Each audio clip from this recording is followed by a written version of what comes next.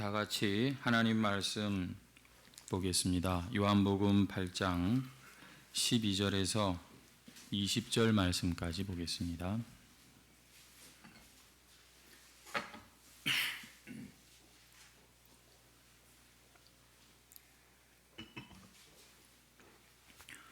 요한복음 8장 12절부터 20절 말씀 다 찾으신 줄 알고 우리 함께 합독하도록 하겠습니다. 시작. 예수께서 또 말씀하여 이르시되 나는 세상의 빛이니 나를 따르는 자는 어둠에 다니지 아니하고 생명의 빛을 얻으리라.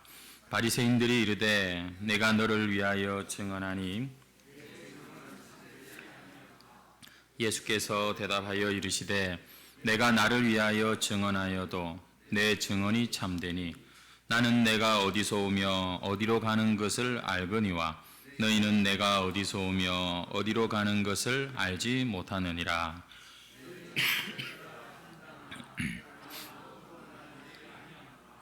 만일 내가 판단하여도 내 판단이 참되니 이는 내가 혼자 있는 것이 아니요 나와 함께 계심이라. 너희 율법에도 두 사람의 증언이 참되다 기록되었으니 내가 나를 위하여 증언하는 자가 되고 나를 보내신 아버지도 나를 위하여 증언하시느니라. 이에 그들이 묻되 내 아버지가 어디 있느냐? 예수께서 대답하시되 너희는 알지 못하고 내 아버지도 알지 못하는도다. 나를 알았더라면 내 아버지도 알았으리라. 이 말씀은 성전에서 가르치실 때에 헌금함 앞에서 하셨으나 잡는 사람이 없으니 이는 그의 때가 아직 이르지 아니하였음이로라. 아멘. 예, 사랑합니다 여러분. 그리고 축복합니다. 오늘도 이 예배 가운데 하나님의 은혜가 가득한 시간 되시기를 바라고요.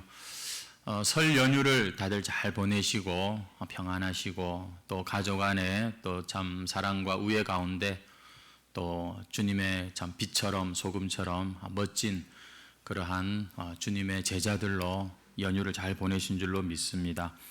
우리 한번 옆에 있는 분들에게 뭐 이미 다 인사했겠지만 그리고 또 지난 명절이 지나가고 있지만 한번 인사하시죠. 새해 복 많이 받으시기 바랍니다. 옆에 분에게 한번 인사하시죠. 예. 여러분 우리가 받는 복 중에 제일 큰 복이 뭘까요? 평소엔 대답을 잘 하시던데 예배 시간에 또 좀 조심스럽게 말씀을 못 하시는 것 같은데 올해 표가 뭐죠 여러분?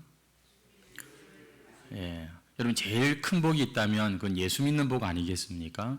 이미 우리가 예수 믿는 복을 받은 자들이지만 너무나도 크고 중요한 복이기 때문에 올 한 해 우리는 예수 믿는 것이 뭔가 하는 것을 이 본질적이고 가장 기본되는 이 부분을 다시 한번 말씀을 통해서 우리가 살펴보려고 하는 것이죠. 성도 여러분 올 한 해 부디 예수 잘 믿는 저와 여러분 되시기를 주의 이름으로 축원합니다. 앞서 우리 장로님 기도회 때도 나왔지만 예수를 우리가 잘 못 믿어서 교회가 참 이런 상황이 된 것 같아요. 안 그렇겠습니까? 그래서 우리 서로 뭐 다른 거 볼 것 없어요. 나부터 예수 잘 믿으면 되는 겁니다. 올해 한번 예수 잘 믿기를 다짐하면서 옆에 분에게 한 번 더 우리 예수 잘 믿읍시다. 한 번 더 인사하시죠. 예수님 잘 믿읍시다. 아멘. 감사합니다. 오늘 본문을 가지고서 이 제목이 질문의 의도가 무엇입니까? 조금은 뭐랄까 한번 고개를 갸웃할 수 있는 그런 제목인데요. 오늘도 이 말씀을 우리가 생각하면서 말씀 속에서 하나님의 음성을 듣는 저와 여러분 되시면 좋겠습니다. 지난 시간에 우리는 이 간음하다 잡혀온 여인의 이야기가 여러분 한번 성경을 보시면은 53절, 7장 53절에 보시면 괄호가 딱 되어 있죠. 그리고 8장 11절까지도 보면 괄호가 되어 있습니다. 이게 지금 이제 이 부분은 삽입이 된 그런 부분이다. 학자들은 이제 그렇게 보는 것이죠. 그래서 다시 말씀드리면은 앞에 그 52절, 7장 52절부터 8장 오늘 읽은 12절로 연결이 된다는 것입니다. 앞에 부분이 뭐였냐면은 예수님께서 이 초막절에 그 사람들이 많이 모인 곳에서 어떻게 말씀하셨어요? 누구든지 내게로 와서 내가 주는 생수를 마셔라. 누구든지 목마르거든 내게로 오너라. 이렇게 주님이 말씀을 하셨지 않습니까? 그러면서 12절에 보시면은 또 나는 세상의 빛이다. 그러면서 나를 따르는 자는 어둠에 다니지 않고 생명의 빛을 얻으리라. 이렇게 지금 말씀을 하고 있습니다. 무슨 얘기냐? 지금 생수라고 말씀하신 예수님과 이 생명의 빛이라고 지금 말씀하시는 지금 이 예수님의 이야기가 지금 연결되고 있다는 것입니다. 그러면 지금 오늘 이 12절 말씀부터도 초막절에 그 명절에 계속해서 주님께서 하시고 있는 그런 이야기라는 것이죠. 여러분, 예수님께서는 왜 지금 생수다 또 생명의 빛이다 이런 말씀을 하시는가 하면 구약이 예언하고 하나님이 보내기로 약속하신 그 메시아가 바로 나다, 바로 우리 주님 당신이신 것을 지금 드러내고 계시는 겁니다. 하지만 사람들은 예수님을 믿지 않았고 오히려 예수님께 증거를 보여라고 요구하고 있는 그러한 내용들이, 거기에 대해서 예수님이 대답하시는 그런 이야기가 오늘 본문의 내용이 되겠습니다. 그래서 우리는 먼저 이 초막절이 어떤 명절인가 하는 걸 다시 한번 좀 복습을 하고 말씀을 생각할 필요가 있습니다.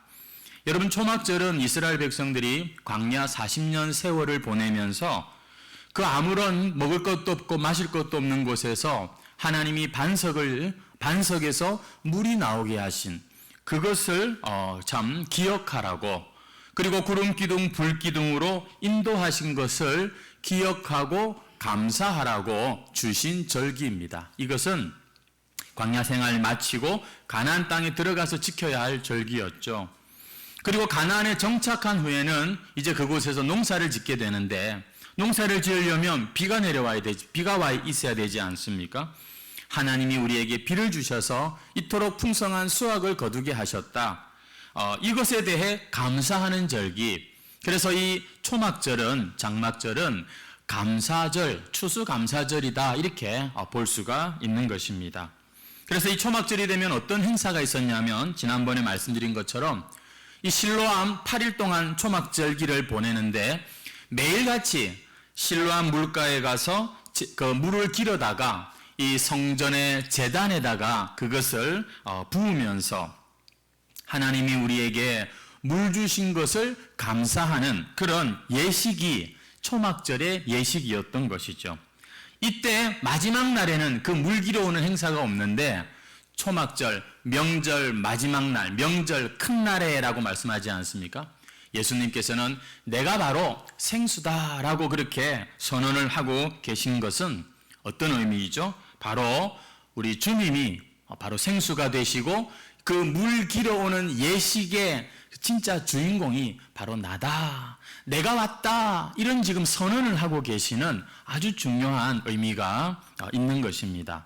그리고 오늘 우리가 읽은 12절 말씀도 예수님께서 말씀하시기를 나는 세상의 빛이다. 이 말씀도 여러분 예식과 관련이 있어요. 이 초막절에는 어떤 예식이 또 하나 있었냐면, 밤이 되면 굉장히 그들이 가지고 있는 제일 큰 등불을 4개를 켭니다. 최고 4개까지 켜가지고 그 성전 안을 완전히 대낮같이 환하게 밝히는 것이 초막절의 행사의 모습입니다. 그리고 이 등불은 그러면 무엇을 의미할까요? 이스라엘 백성들이 광야 생활할 때 낮에는 구름 기둥, 밤에는 불 기둥으로 그들을 인도했던 바로 그것을 상징하는 차원에서 그들은 초막절에 성전에서 등불을 크게 켰던 것이죠. 이것은 하나님이, 이 구름 기둥, 불 기둥은 하나님이 보호하시고 임재하신다는 상징 아닙니까? 이 초막절을 유대인들이 계속해서 그렇게 지켜왔던 거예요. 이렇게 불을 환하게 밝혀놓고 경건한 남자들은 그 성전 뜰 안에서 밤새 그 참 춤추고 노래하면서 하나님 앞에서 그렇게 참 이 잔치하는 그러한 일들이 초막절의 행사였습니다. 그래서 이걸 초막절 축제라고 하는 것이죠. 예수님께서는 지금 그 물 깃는 예식이 끝난 뒤에 내게로 오너라, 내가 너희에게 생수의 강을 주겠다, 생명수의 물을 주겠다라고 말씀하신 것처럼 이제 등불을 밝혀놓고 구름기둥, 불기둥을 기억하고 기념하는 이 예식이 끝날 때쯤에 어두워졌을 때 또다시 사람들에게 말씀하시는 겁니다. 내가 생명의 빛이다. 이렇게 말씀을 하신 것이죠.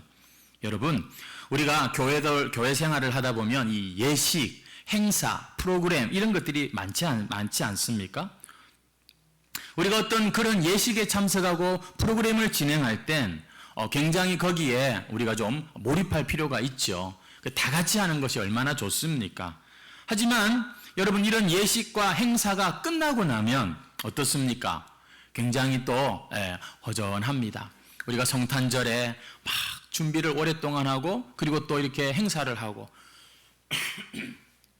그리고 또 뭐 전도를 위한 그런 행사도 하고 또 여름에는 수련회 가는 이런 행사도 하고 여러분, 그런 것들을 준비하고 같이 할 때는 왁작지껄 참 재미나고 좋지만 그것들이 끝나고 나면 이제 정리해야 되고 그리고 그 자리는 또 텅 빈 공간이 되지 않습니까?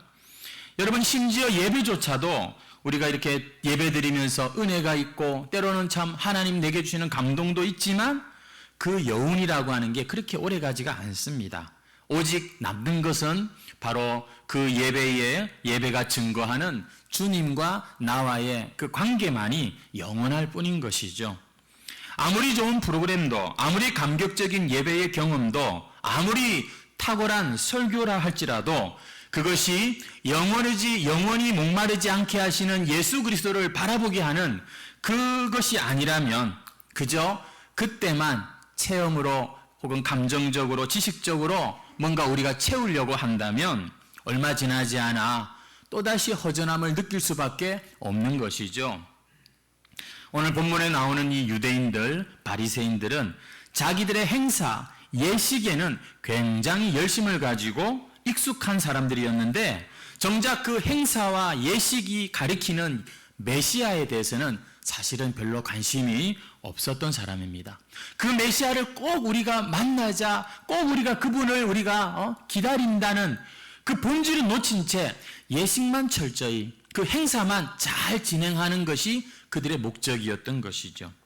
오늘날 애석하게도 이 세상의 많은 사람들, 심지어 교회를 왔다 갔다 다니는 사람들 중에도 예수님을 통해서 내 인생의 갈증을 해소하려고 하지 않고 예수님 외에 다른 걸 가지고서 갈증을 해소하려고 하다가 믿어도 별 수 없고 교회 다니는 사람도 뭐 별 수 없고 이렇게 껍데기만 보고 여전히 그 자기 인생의 갈증은 해결이 되지 않는 그런 사람들, 그래도 사람이 인격이 있고 양심이 있고 그래도 사회적인 그런 게 있다 보니까 별로 표를 안 내지만 속은 참 메마를 대로 메말라지고 골물 대로 골마보니 예수 믿는 재미와 맛을 전혀 알지 못하는, 예수님을 만나지 못한, 사실 예수님을 믿지 않는 사람들이 우리 안에도 얼마든지 있을 수가 있다는 것이죠. 성도 여러분, 오늘 그렇습니다. 이 말씀을 우리가 좀 더 깊이 들어가기 전에 우리가 이 초막절이 뭔가 하는 것을 생각했는데 그저 이 당시 예수님 오신 이 당시에 유대인들은 분명히 메시아를 기다렸지만 그들은 사실 이러한 예식 가운데에만 머물러 있었을 뿐 참 메시아를 바라볼 수 있는, 찾을 수 있는, 만날 수 있는 참된 믿음이 없었던 것이죠. 성도 여러분, 예수님을 믿어야 하는 것입니다. 이 너무나도 익숙하고 당연한 이 말이 그러나 올해 우리에겐 좀 새롭게 들리기를 바랍니다. 여러분, 예수님을 믿으셔야 됩니다. 사람 믿고 사람 따라가다가 나중에 큰 코 다칩니다. 우리의 참된 목자는 오직 예수님밖에 없는 줄 믿습니다. 그 사실을 우리는 말씀을 통해서 검증하는 것입니다. 사람에게 혹은 환경에 여러분 마음을 두지 마시고 예수님께 마음을 드리는 저와 여러분 되시기를 주의 이름으로 축원합니다. 그러면 그분이 생수라는 말이 무슨 말인지를 알 수 있어요. 이분이 빛이 내 안에 어둠을 몰아내시는구나. 그게 뭔지를 알 수 있습니다. 예수님은 진짜 생수입니다. 예수님은 진짜 빛이십니다. 아멘이십니까? 여러분, 한번 그분이 과연 생수요 빛이신 것을 우리 각자 찾고 체험하고 그리고 그 예수님을 되찾는 분, 예수님을 정말 만나는 분, 그런 분들이 올해 많아질 줄로 믿습니다. 오늘 우리가 읽은 본문 말씀 12절 말씀을 우리 한번 다시 읽도록 하겠습니다. 시작. 예수께서 또 말씀하여 이르시되 나는 세상의 빛이니 나를 따르는 자는 어둠에 다니지 아니하고 아멘. 근데 여러분, 이 말씀이 사실 이 당시 사람들에게 굉장히 어떻게 들렸을까요? 아주 여러분, 이 발언은 아주 위험한 발언일 수 있습니다. 굉장히 충격적인 그런 지금 발언을 예수님이 하신 거예요. 근데 여러분, 지금 이 바리새인들의 반응도 보면 참 재밌습니다. 13절 말씀을 한번 보십시오. 바리새인들이 이르되 내가 너를 위하여 증언하니 네 증언은 참되지 아니하도다. 이 말은 무슨 말이냐면, 당신이 정말 세상의 빛이라면 증인이 있어야지, 증인도 없이 혼자서 그렇게 말을 하는 건 믿을 수가 없다. 증인을 보내놔라. 이렇게 지금 자기들의 율법에 의지해서, 자기들의 그 율법에 보면 증인이 항상 두 사람이 있어야 되는데 증인이 없다, 이렇게 말을 하는 겁니다. 왜 그런가? 왜 증인 얘기를 하냐면, 얼마 전에 이 가늠한 여자를 잡아와서 예수님도 잡으려고 했는데 그들 중에 먼저 돌로 칠 자들이 누구였다고 했죠? 그 현장을 목격한 증인들이 먼저 돌을 치면, 그래서 책임을 지우고 다른 사람들도 같이 돌을 던지게 한다고 했죠. 근데 먼저 돌을 던지는 사람이 없었어요. 증인할 만한 사람이 없었던 겁니다. 그래서 그 자리에서 창피만 당한 채 뒤로 물러나지 않았습니까? 아마도 이 사람들은 자기들이 이 절차를 제대로 잘 점검을 하지 못해가지고 예수님한테 갔다가 이렇게 돌아오게 된 것인 줄 생각을 했나 봐요. 그래서 예수님이 나는 세상의 빛이다 이러니까 당신 말에 책임을 져줄 증인이 있느냐, 이렇게 즉각적으로 반격을 하고 있는 것이죠. 안 그랬으면 이 사람들이 평소 같으면 뭐 이상한 말 한다 이라고 잡아갔을 수도 있는데 증인 타령을 하고 있는 것입니다. 여러분, 성경의 요한복음 5장에 보면은요, 사실 예수님이 사람들에게 생명의 빛이 되실 것에 대해서 증인이 이미 있었어요. 누구냐면 바로 세례 요한입니다. 요한은 켜서 비추이는 등불이라 너희가 한때 그 빛에 있기를 즐거워하였거니와. 그런데 사람들이 요한에게 우르르 몰려갔었지만 결국 요한을 믿지는 않았죠. 왜냐하면 요한 스스로가 자기는 그분이 아니라고 했고, 그들은 요한의 이 회개의 세례가 부담스러웠던 겁니다. 그래서 빛을 찾지 않고 어둠을 택했던 것이죠. 그래서 그때도 주님께서는 그들의 문제는 증인이 있느냐 없느냐의 문제가 아니라 믿지 않기로 작정한 너희들의 그 마음이 문제다라고 지적을 하셨습니다. 그런데 오늘 말씀에서는 예수님이 내 증인이 있다라고 말씀하세요. 본문에서 찾아보십시오.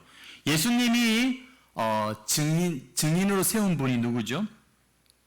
본문에 보시면은 18절 보시면 내가 나를 위하여 증언하는 자가 되고 나를 보내신 아버지도 나를 위하여 증언하신다, 이렇게 말씀하고 있습니다. 하늘에 계신 아버지께서 나의 증인이시다, 이렇게 말씀하고 계신 것이죠. 예수님께서는 그들의 그 마음을 아시고 그들이 원하는 대로 따르지 않고 당신의 이야기를 계속해 나가고 계십니다. 여러분, 예수님께서 지금 당신을 세상에 비추는 빛이다 이렇게 말씀하시는데, 지금 이 사람들은 그 말이 진짜인가? 저분이 정말 빛이란 말인가? 이렇게 그분을 바라보고 그분의 말이 진짜인지 아닌지를 따지기보다는 증인부터 먼저 대라, 이렇게 절차를 따지고 있는 것을 우리가 볼 수 있습니다. 이 당시에 법은 굉장히 여러분 중요합니다. 지금도 법은 중요하지요. 이 당시에 절차를 따르고 법을 따르는 여러분, 지금 이 엄격하고 무거운 이 상황 가운데 그 의도가 순수하지 않고, 여러분 그 벌써 마음에 그 예수님을 빛으로 생수로 그렇게 보지 않는 그 믿음 없는 그 마음이 예수님이 보실 땐 문제였다는 것입니다. 성경에 보면 어떤 부자가 예수님께 찾아와서 그렇게 물었어요. 선생님, 그것도 선한 선생님 이러면서 어떻게 해야 제가 영생을 얻을 수 있습니까? 굉장히 중요한 질문이죠. 여러분, 그러나 이 질문을 한 부자의 의도는 뭐냐면 정말 영생에 관한 관심이 있어서가 아니라, 그 답을 찾기 위해서가 아니라, 그렇다고 예수님께서 가르쳐 주신 어떤 이야기에 자기가 따르려고 하는 마음이 있는 것도 아니라, 내가 누구냐? 내가 이래봬도 많은 사람들이 인정하는 정말 영생을 얻을 만큼 의로운 자기를 자랑하고 싶어서, 내가 괜찮은 사람이라는 걸 예수님한테까지 확인받고 싶어서 그렇게 나왔던 것이죠. 예수님은 그 불순한 의도를 아시고 그의 질문에 맞장구 쳐주지 않습니다. 그의 마음을 만족시키지 않는 거예요. 그래서 단호하게 말씀하셨죠. 왜 나를 선하다고 하느냐? 선한 분은 하나님 한 분뿐이시다. 그러면서 그 사람에게 네가 가진 것 전부를 다 가난한 자에게 주고 나를 따르라, 이렇게 말씀을 하십니다. 여러분, 가진 것을 전부 다 가난한 자에게 주면 영생을 얻는 것입니까? 그건 아닙니다. 하지만 정말로 영생의 가치를 아는 사람이라면 또 그런 행동을 할 수도 있겠죠. 하지만 절대 그 부자는 그런 행동을 하고 싶지가 않습니다. 그럴 마음이 없어요. 그저 자신만만하게 나 정도 되면 영생 얻을 수 있지 않겠습니까? 하고 예수님한테 나왔다가 오히려 근심하며 돌아가는 그러한 상황이 된 것이죠. 오늘 이 마찬가지로 바리새인들의 모습이 바로 그와 같습니다. 주님의 말씀을 사실인가 확인하려고 증인을 요구하는 것이 아니라, 주님을 믿기 위해서 주님께 질문도 하고 증인도 요구하는 것이 아니라, 예수님을 잡기 위해서, 올무에 걸게 하기 위해서 질문도 하고 요구도 하고 있는 것입니다. 여러분, 절차상 아무리 중요해 보이는 이 증인을 요구하는 이 문제도 또 정말 멋진 질문이구만, 그렇게 아주 탁월한 합당한 그런 질문이라도 의도가 악하다면 무슨 의미가 있겠습니까? 어떤 분은 그런 질문을 합니다. 크리스찬들이 꼭 술을 마시면 안 되는 겁니까? 어떤 분은 그렇게 말해요. 11조는 구약의 것인데 왜 신약 시대에도 해야 되는 겁니까? 또 어떤 분은 이런 얘기까지 합니다. 교회 거기에 왜 나가야 됩니까? 내 마음의 주님을 모시고 신앙생활 하면 되지. 저는 크리스찬들이 신앙생활 하면서 이런 질문 저런 질문 하는 거 참 좋은 습관이라고 생각합니다. 그냥 생각 없이 믿는 것이 아니라, 맹목적인 믿음이 아니라 깨닫고, 그렇죠? 자기 마음에 답을 가지고서 가는 그러한 신앙이 얼마나 좋습니까? 질문할 수 있습니다. 그런데 이런 질문들이 보면 답을 찾고 싶은 진실한 질문일 수도 있지만, 반대로 자기의 주인 노릇을 합리화하기 위한 그러한 수단으로 질문할 수도 있는 것이죠. 가끔 보면 단순히 자기 행동의 합리화를 위해서 내 말에 동의해 줄 사람을 찾는 그런 질문하는 우리 젊은 사람들이 있는 것을 봅니다. 그래서 그들이 원하는 답을 해주면 열린 목사님 이러지만, 자기들이 원하는 답을 안 해주면 깡 맥힌 사람, 이렇게 그냥 딱 그런 식으로 선을 먼저 그어버리는 것들을 보는 것이죠. 여러분, 지금 이 바리새인들은 예수님께 자꾸 찾아와요.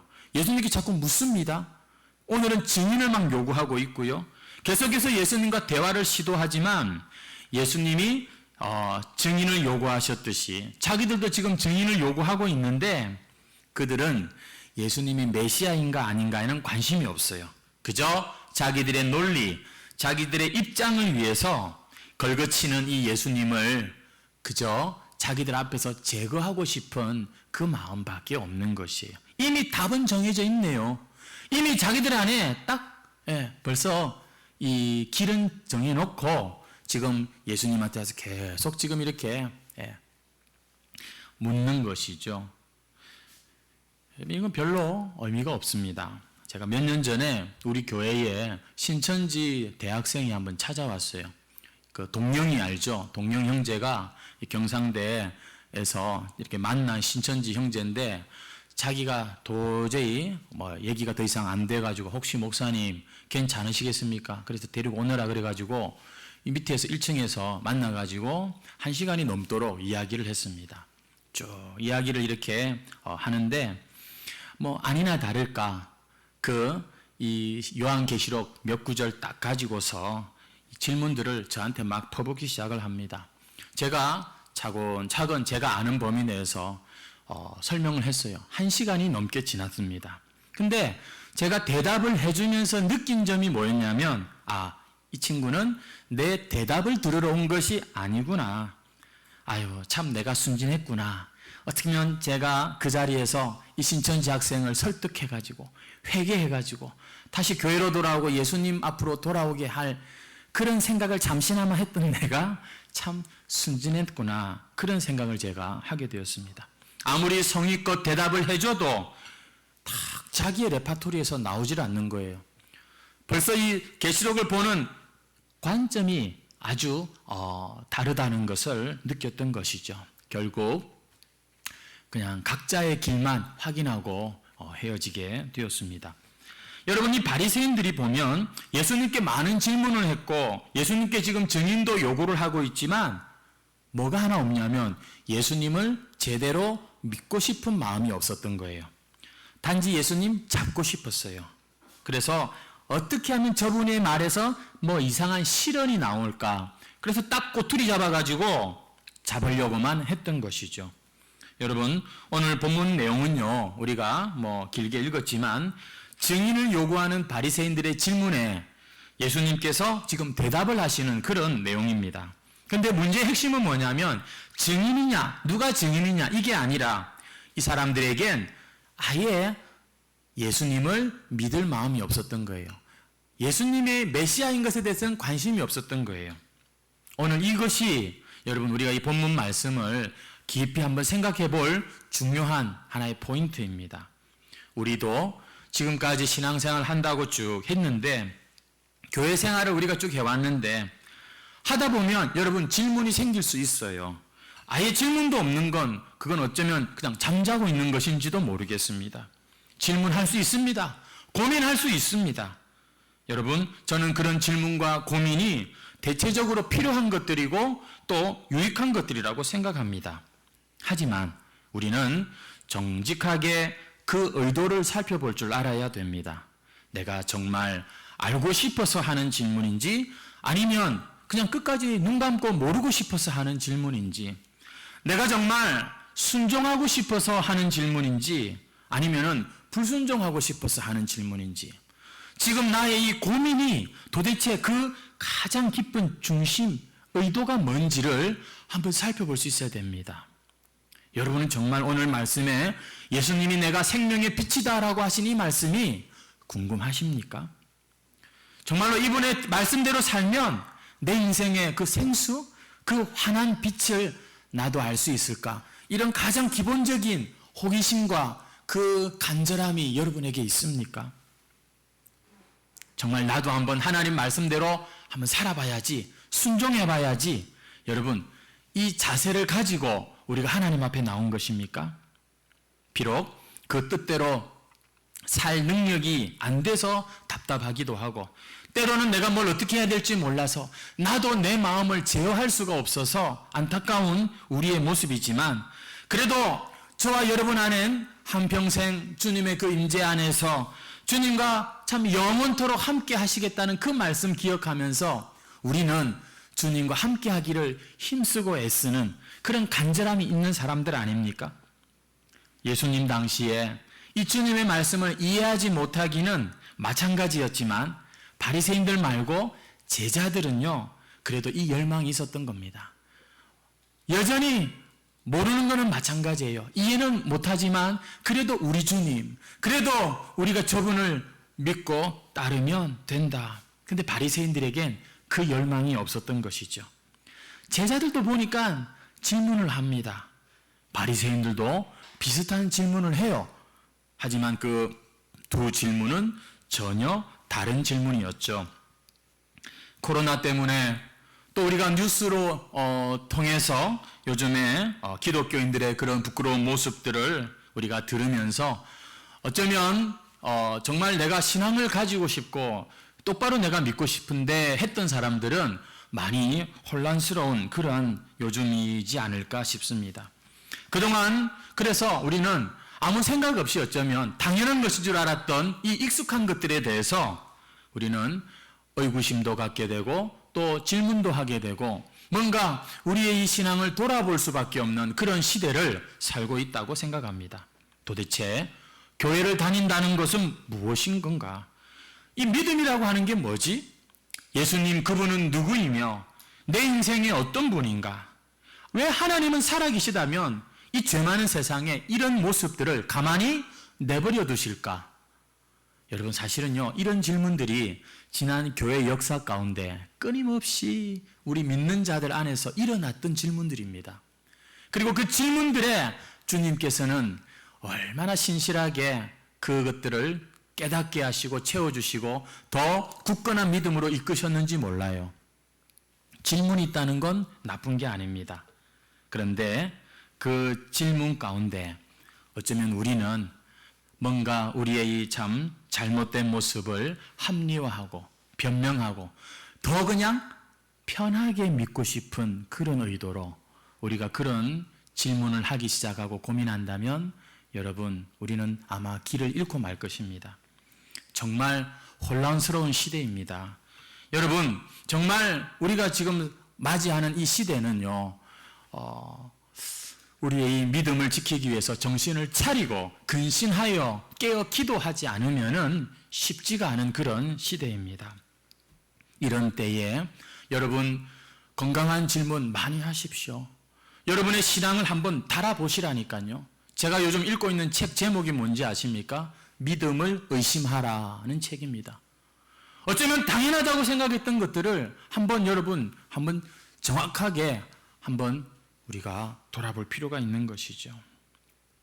하지만 그 질문과 그 바램들이 바리새인의 의도가 아니라 제자들의 의도가 되기를 진심으로 바랍니다. 더 예수님 알려고 하는 질문, 더 예수님 잘 믿으려고 정말 이 어려운 시대에 정말 그래도 끝까지 주님을 더 붙들고 사랑하고픈 제자들의 질문이라면 여러분은 절대 길을 잃지 않습니다.